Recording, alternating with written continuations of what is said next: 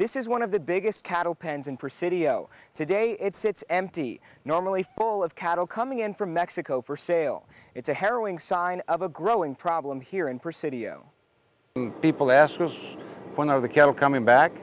Salvador Baeza has been buying cattle from Mexico for 30 years. Since the USDA stopped sending inspectors to Ojinaga, cattle numbers plummeted.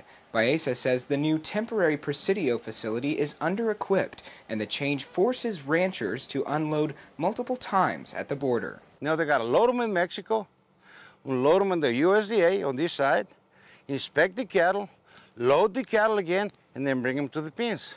And that's where the cattle train kill out. And the Mexican ranchers don't like that.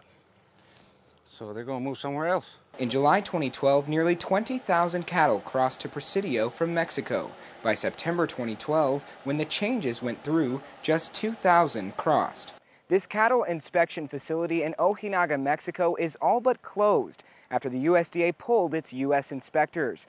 Local industry experts tell us more than 200 people have already lost their jobs in both countries. Mexican export contractor Severo Santiago says restaurants, hotels, gas stations are affected when the ranchers come. We're talking about losses of thousands in Texas and Ojinaga. We asked the USDA why they stopped Ojinaga inspections. Don't know all the details, but there were some issues that had arisen, that there is a concern about employee safety. City and county officials and even senators have asked the USDA to return operations to Ojinaga. They say as long as they inspect in other Mexican cities, Ojinaga should be no exception. Those inconsistencies have crippled us and have favored Santa Teresa. For an industry that's called Presidio and Ojinaga home for over 80 years, it's hard to imagine its end. We've been doing that all our lives. What else can we do? With Presidio, we hate to move, but if, I don't know what else to do.